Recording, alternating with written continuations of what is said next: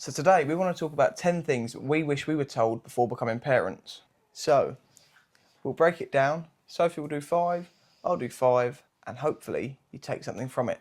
So my first one is that you have a lot more free time before having kids. So I'd say use your time wisely. So learning skills before having kids is definitely wise, and then just continue with those skills and fit them into your schedule with kids. Once they're here, the thing you don't want to be doing is just starting a business, because all that added pressure is going to be on you when you're not getting as much sleep. Like things you really need to concentrate on. I do think that you can definitely learn new things whilst you've got kids, but your time is a lot more restricted because your priorities are completely different. When you have a child, it's your child before anything. So I think it's quite hard, isn't it? It is difficult. It becomes one big juggling act, whilst if you haven't had your children yet, you've got so much free time to be able to do stuff. So, but I'd also say that free time, you don't realise at this moment you've got it, but you don't realise it till it's gone. But once it's been sort of not taken as such, but once you haven't got that time anymore, you start to think, oh, why didn't I do this when I had all this time and I was laying on the sofa watching a TV programme? Or I think, which I'm definitely guilty of. I think we're both guilty of it, to be Yeah. honest with you. But yeah, I think if you use your time better now, it will definitely become easier in all aspects once the kids are here. Yeah, 100%. Okay, so point number 2, I'm going to say not many people actually speak about it, but breastfeeding is actually really hard. A lot of people say, oh, it's the easy route and this, that, the other. It's actually so hard, and I actually found it harder than giving birth with Noah. Yeah. Because I don't think you take into consideration when you're pregnant all the complications you can have. You just think, oh yeah, I'll just breastfeed, it'll be fine. But there was trouble with latching, we had to get a feeding specialist involved. And then if you do want a break, because it's so demanding on the mum, and you just want breast milk, then you've then got to express so your partner can help, which is then another ball game. The pressure's all put on you. It's just so much pressure. And I would also say that at the hospital, they put so much pressure on the mums to breastfeed. Yeah. I think the midwives didn't put so much pressure on, but there was feeding specialists that were coming round, and they were, in my opinion, very pushy with it. To the point where they were physically putting Noah's mouth. Yeah, like forcibly latching. But yeah, it was just not ideal. But I do think if you're more relaxed with it, it will be completely fine. I had loads of issues with Noah, feeding Noah, but I still managed just about. Yeah. So with that, then you'd basically say that don't feel so pressured to breastfeed. Oh, 100%. Don't feel so pressured. Relax a bit. And if you are struggling, there's absolutely nothing wrong with giving your baby formula milk or anything like that. Our second baby, Poppy, she's combi fed, so she's breastfed and having formula, because I just feel that it's really important sometimes if you can just catch a break. But I think it takes the stress away from you then, doesn't it? Oh, 100%. So if we can give Poppy some milk so Sophie can go out and do something. Yeah. Otherwise, the baby is so attached to you all the time. Because I felt with Noah that I had to express milk, and then I'm on like a 2-hour time limit whilst I'm out, and I must get back, I must get home, because otherwise he's not going to be fed, whilst we could just give them formula milk. I'm not saying it's exactly the same, because it is different, but there's nothing wrong with it whatsoever. So, on to point number 3. So don't be scared to travel with your kids. So beforehand, I always found that people would say, oh, you can't travel with them, they'll cry on the flight, or can't take them on the plane, you'll annoy people. It'll be so frustrating, you can't relax, that sort of thing. And I would say at an early age, it was probably the easiest. So we were quite lucky, we got to go to Thailand with Noah when he was 3 months old. Yeah. And he was pretty easy, wasn't it, really? Gold. Again, all they do at that point is just sleep, feed, poo. So that is all they're going to do. So the main thing is just keeping them in a hot country, it's just not keeping them nice and cool. But by the end of this year, Noah would have been to about 5 or 6 different countries, which we're very fortunate with, to be honest with you. Yeah.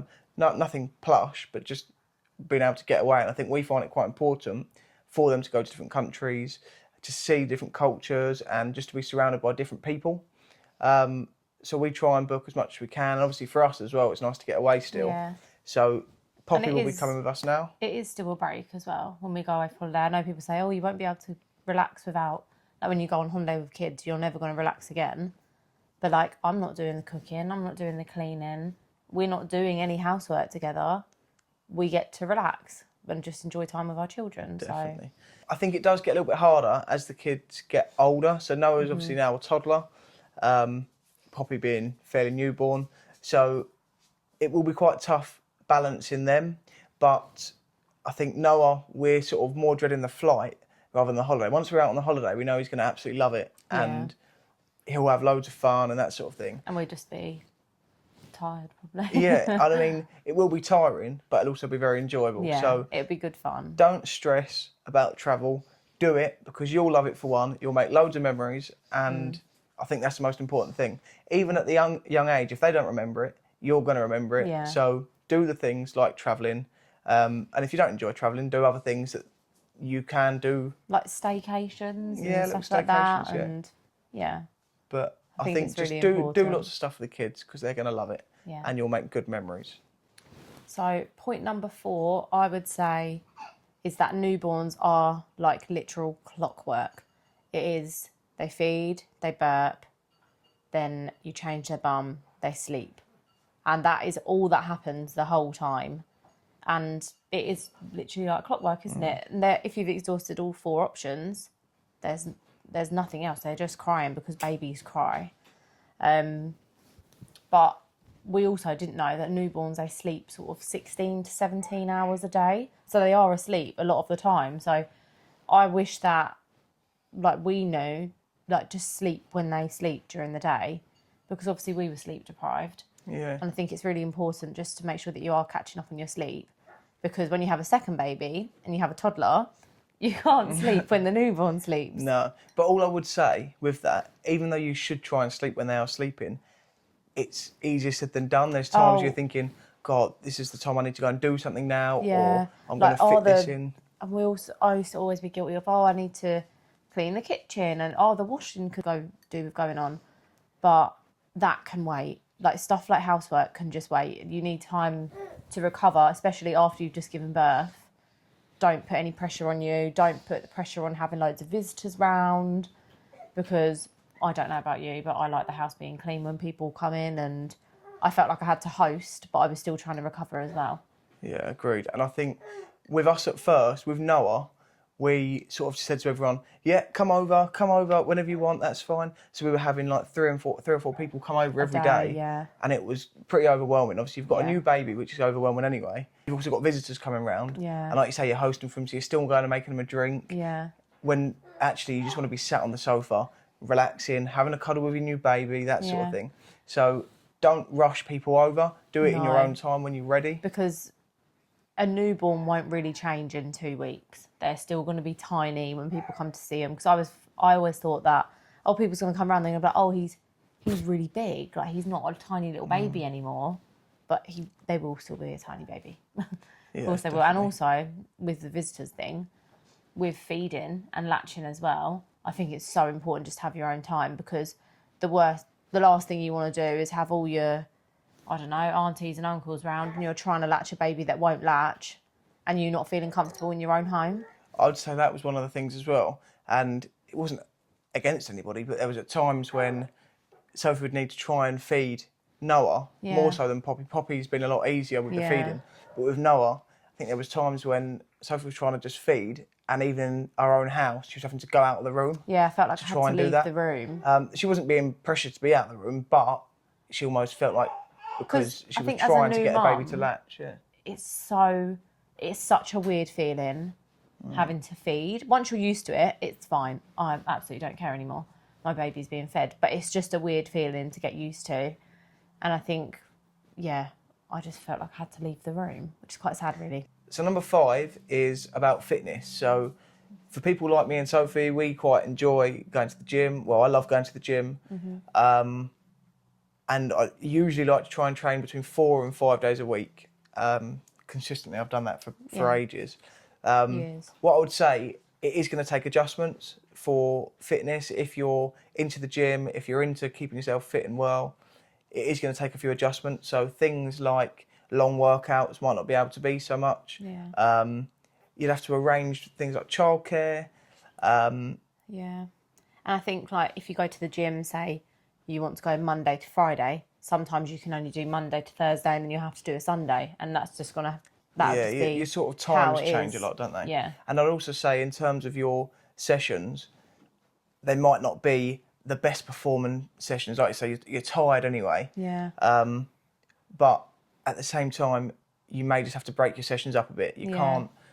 It's very difficult unless you're someone like a bodybuilder that their job is to do that sort of thing. You've just got to expect your time to be Yeah. a little bit more restricted, which Yeah. is fine. Because it can be like shorter sessions, which means you've got to start supersetting your exercises Yeah. and stuff like that. So it's done quicker, but that is what it is. But you're still getting something in. I think this Yeah. is the important thing. Don't all of a sudden just, you've had a baby and now I can't do any exercise at all. You can still do the exercise if you obviously feel up to it and ready. You will have to just try and fit them in sometimes. Yeah. So when we said about the napping, at times you might think, right, the baby's having a nap, so I'm going to do a little bit of exercise now. So it could be a little body weight home workout. Yeah. And like I say, it's just to get your body moving and actually more so for the mindset. So for me personally, if I don't train, I feel really stressed. Yeah. I'll be a bit more snappy, You're more which irritable. isn't going to It's help just- anything. yeah. So then we might start bickering and that sort of thing, Yeah. which isn't And ideal. when you're bickering whilst trying to parent two young children, it's just a recipe for disaster. You've both got to be in check. Definitely. We've had plenty of arguments over kids and that sort of thing, Yeah. just because of the fact that we're more stressed out. And I think Yeah. it's fully normal to be stressed out and that sort of thing. And I think But I would say you're not really going to help each other if you're no, if stressing you're out at stressed each other all out, the you're time. not going to help each other at all. But I do think that there's never a complete even split that you'll do 50, I'll do 50. Some days Tom will do 70 and I'll do 30, and then vice versa. But you've always got to help each other as much as you can, when you have the opportunity to do so. So like sometimes when Tom's at work all day and he's coming, sometimes I'll be at the door at 6:05 with the kids because I'm thinking, I'm knackered, can you take the kids please? So I think it's just important. Yeah, and I'd also say, more so with the job I do, sometimes I could be out all day and all night, Yeah. which is then obviously a lot more pressure on Sophie to do everything. Yeah. And don't get me wrong, she does a lot more than me, especially on working days.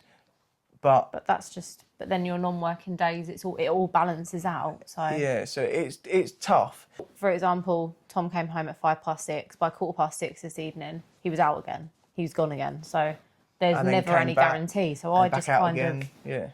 of, there's never any guarantee that he's actually going to be home when he says he is. So I just take it as if Tom's working for 4 days, I'm on for 4 days. It's me for 4 days. And bonus if I can do it, if I can Yeah. do anything, And then or it's just come home luck. and try and get as much in as possible. And obviously, I personally want to be spending loads of time with Noah and Poppy. So when I come in, I want to play with Noah and have a bit of a laugh with him and that sort of thing. But sometimes it just becomes restricted. Yeah. And then on days off, I've got to try and fit all these things in at the same time as. And then I've got to have my time on Tom's days off, because otherwise, when am I going to get my going to the gym in? When am I going to get my runs in? So it just has to be done, because I don't want to keep asking for childcare, even though there's nothing wrong with asking for help. I'm not going to have childcare every single day when I've got my children. They're my children. I don't need childcare every single day. So point number 6, I would say that for the first sort of like 10 to 12 weeks of having a baby, don't really worry as such with a routine. I think I saw on TikTok, on Instagram, that all these mums had their babies in this routine of certain timings and stuff You've like got that. to do this, you've got to You do must that. do that, you must do this, and it makes you feel like, oh my God, I'm not doing anything correctly. But in total honesty, Noah didn't have a routine for ages.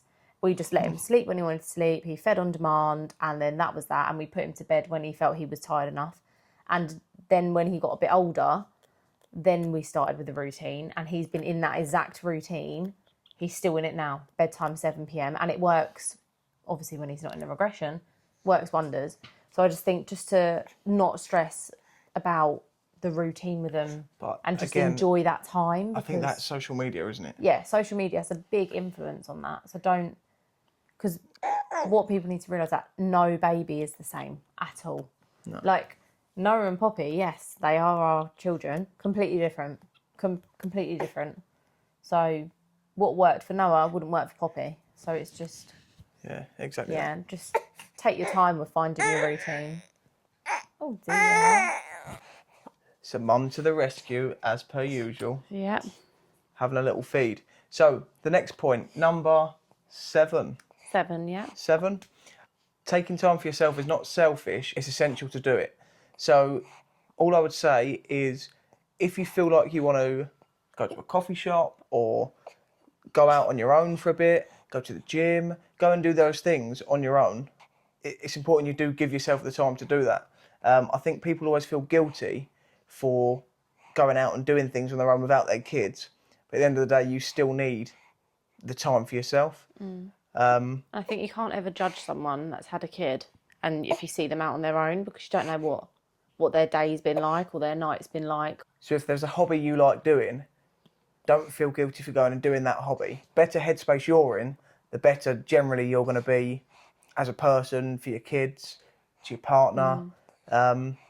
And it doesn't even essentially have to be a hobby. Sometimes I think, God, we need a little bit of shopping, but I want me time. So I say to Tom, I'm going to the shops and I don't want to take the kids. I want them to stay here so I can go get some bits. And that, for me, is having a bit of time out. It doesn't have to be a sport or anything. Break, isn't it? Yeah, it is just... And you do need a break at times. I would say also, when the kids have been a bit more whingy on one day, if they've been crying quite a lot, sometimes you just think, God, I need to get out for a period of time.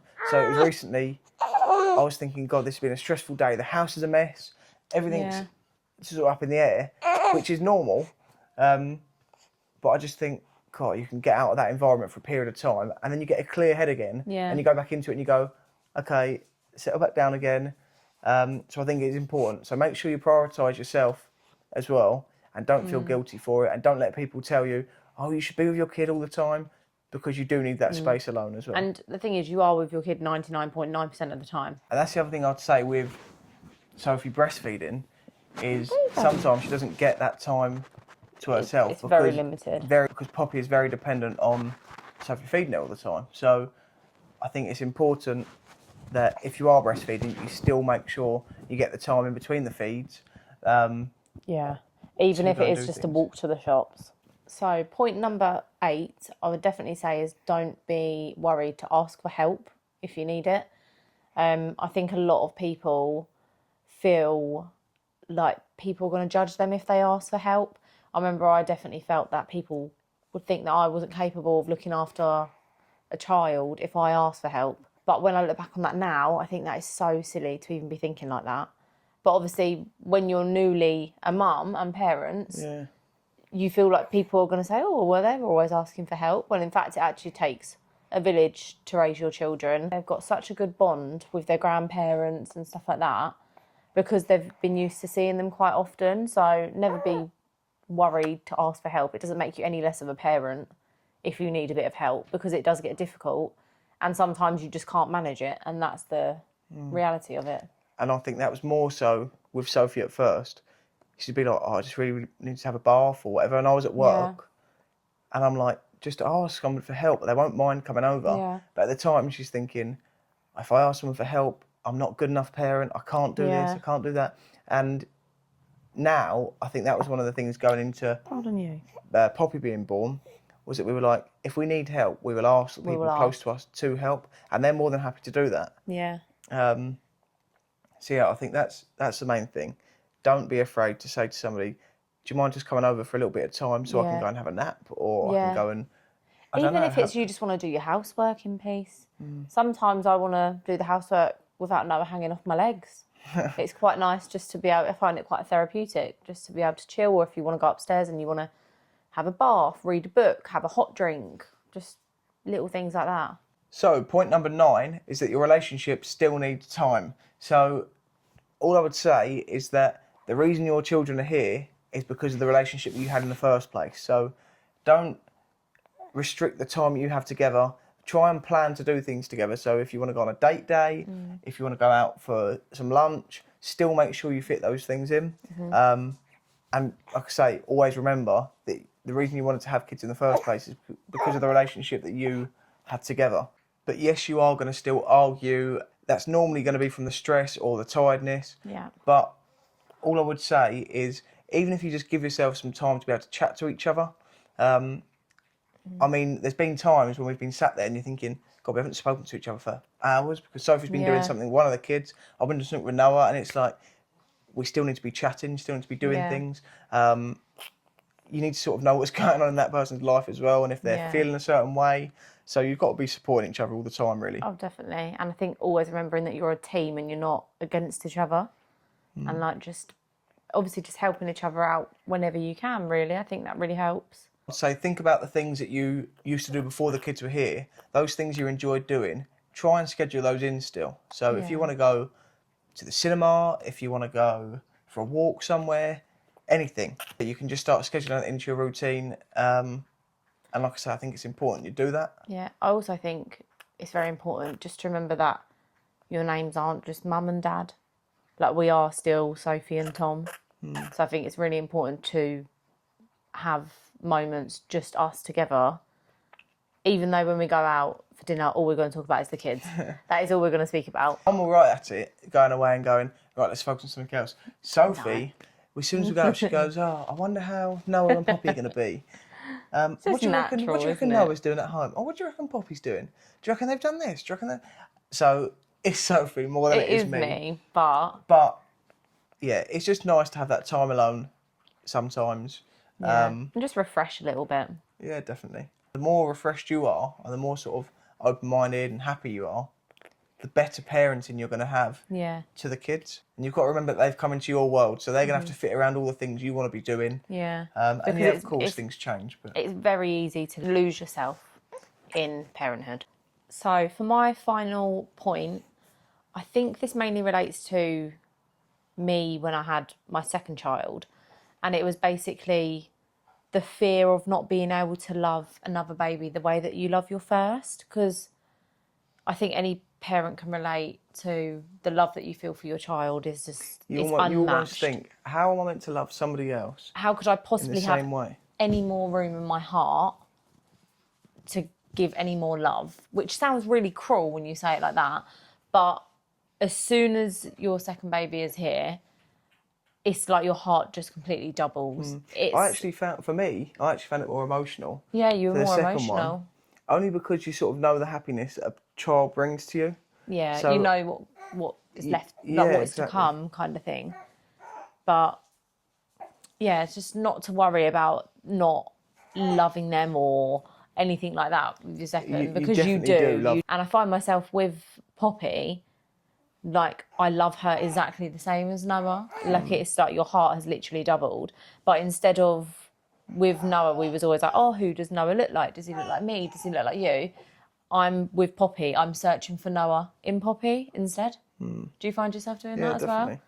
I think, yes, don't stress about worry about not showing as much love for the second one. Yeah. Because I guarantee you will. Yeah. So all I'm going to say is just enjoy the little moments. The kids grow up so quickly, and I know it's very cliche, loads of people will say it, but generally they grow up so fast and they change so quickly.